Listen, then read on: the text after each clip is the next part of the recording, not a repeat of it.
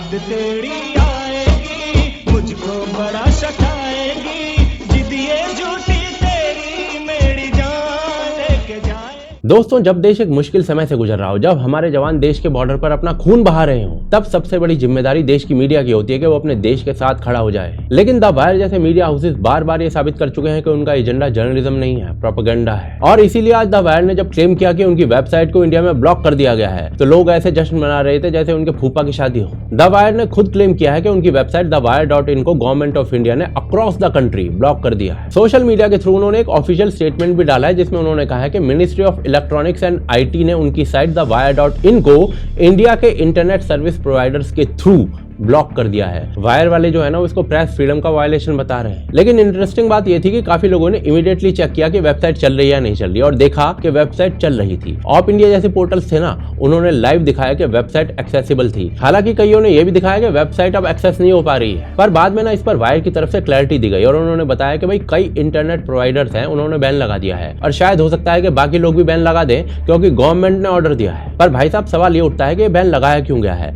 अब एकदम से हवा में तो नहीं लगा दिया होगा, कुछ तो रीजन होगा। तो जी रीजन यह है कि इंडियन गवर्नमेंट के सर्कुलर जारी करने के बाद ये साफ साफ कह दिया गया था कि कोई भी इंडियन मीडिया पाकिस्तानी के साथ काम नहीं करेगा। लेकिन वायर वालों ने ना पाकिस्तान के नजम सेठी को अगले ही दिन बाकायदा अपने शो पर बुला लिया, जहां नजम सेठी ने भारत के बारे में उल्टा पुल्टा पता नहीं क्या क्या प्रो पाकिस्तानी प्रोपेगेंडा बक दिया। और भाई साहब, वायर वालों ने ऐसा कोई पहली बार नहीं किया है। अभी 2-4 दिन पहले ही पाकिस्तानी पार्लियामेंट के अंदर वायर के एक इंटरव्यू का यूज पाकिस्तानी एजेंडा के लिए किया गया था। और उन्होंने खुद कहा है, इंडियन एंकर पर्सन है करण थापर, उसके इंटरव्यू में उस शख्स ने कहा है कि शर्म आनी चाहिए मोदी को और माफी मांगनी चाहिए मोदी को फॉर दिस सिक्योरिटी लैप्स।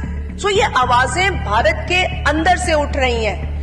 उन आवाजों को दबाने के लिए उन सवालात भारत ऑपरेशन सिंदूर कर रहा था, और वायर के जो एंकर्स थे ना, वो कह रहे थे कि भाई ये बदला नहीं लेना चाहिए भारत। सिद्धार्थ ने भी कहा कि हम खून खराबा नहीं चाहते, हम ये भी नहीं चाहते कि वहां से आतंकवाद हो, हम ये भी नहीं चाहते कि दोनों देशों के बीच युद्ध हो और जो मासूम नागरिक हैं वो मारे जाए। पाकिस्तान कह रहा है कि कई उसके नागरिक मारे गए हैं, उसमें जाहिर है कोई आतंकवादी नहीं है। सिद्धार्थ, सबसे बड़ी बात तो यही है कि उनमें अभी तक कोई आतंकवादी नहीं मारा गया। जिन 3 ठिकानों का पहलगाम हमले पर भी इन्होंने पूरी कोशिश की थी ये दिखाने की कि आतंकवादियों ने धर्म पूछकर लोगों को नहीं मारा है। एक के बाद एक एंटी नेशनल कांड ये कर रहे थे, तब जाकर ये बैन लगा है। और भाई साहब, इस पोर्टल का पूरा इतिहास ही ऐसा है। संभाजी महाराज पर एक फिल्म बना दी गई तो इन्हें कॉन्स्टिट्यूशन की स्पिरिट के अगेंस्ट लगने लगी थी वो फिल्म। खालिस्तानी आतंकवादी गुरुपतवंत सिंह पन्नू को ये लोग एक्टिविस्ट कहते हैं। सीए जैसे लॉज का विरोध करवाने के लिए लोग तालिबान जैसे ग्रुप्स की मदद लेने लगते हैं। और अगर भगवान राम का मंदिर भारत में बन गया तो इन्हें ऐसा लगता है जैसे इनकी छाती पर किसी ने झंडा गाड़ दिया है। सड़क पे मैं देख रही हूँ जो नज़ारा दिख रहा है, चाहे वो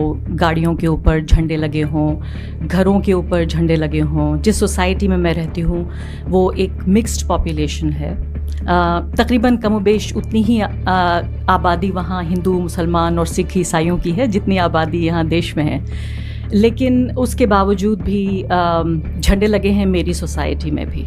यानी मैं जहाँ से होकर गुजर कर अभी आई हूँ, वो झंडा ऐसा नहीं लगा कि सोसाइटी पे लगा है, ऐसा लगा कि मेरे सीने पे भगवा झंडा लगा दिया गया है। द वायर वालों ने ना एक पूरा इकोसिस्टम तैयार किया है जहाँ ऐसे लोगों को स्पेस मिलता है जो भारत के सिक्योरिटी फोर्सेस को टेररिस्ट कह के एड्रेस करते हैं। सच्चाई यह है कि देश में फ्रीडम ऑफ प्रेस है, लेकिन freedom to abuse that press for anti national propaganda ये नहीं हो सकता। जब आप देश के अगेंस्ट बोलने वाले लोगों को प्राइम स्पेस दोगे, जब आप आर्मी के खिलाफ नैरेटिव बनाओगे, जब आप पाकिस्तान के इंटरेस्ट को प्रमोट करोगे, तो फिर सरकार एक्शन लेगी, और ये एक्शन बिल्कुल जस्टिफाइड है।